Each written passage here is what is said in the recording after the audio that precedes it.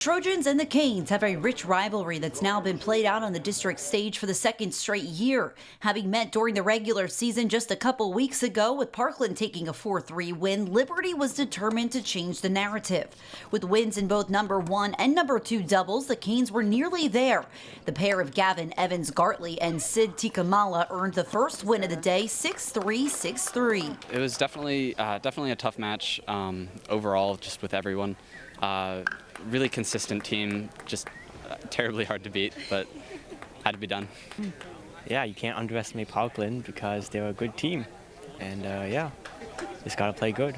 With a victory in number 2 doubles, singles were a must-win for the Trojans, and Josh Thomas and Lucas Lee were up for the task, both earning victories, leaving the match to be decided at number 1 singles. Liberty's Shayan Farhad lost the first set and a tiebreaker to Parkland's Dan Zolotarev. He then built a 5-1 lead in the third before closing out the victory deep into the afternoon as the sun started to set.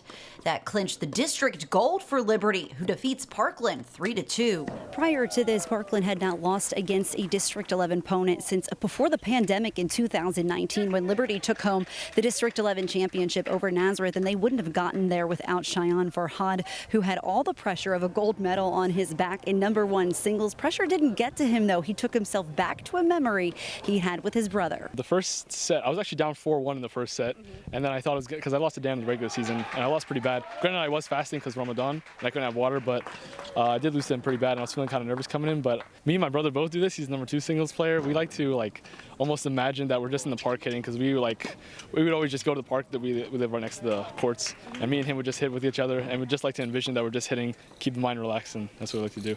In 2A, the Vikings, who ended Moravian Academy's 11-year title streak last season, would once again be a thorn in the Lions' side. The two would split doubles as well as number 1 and 2 singles. Tim Spinoza won number 1 singles 7-5, 7-5, leaving the match just like in 3A, up to 1 game.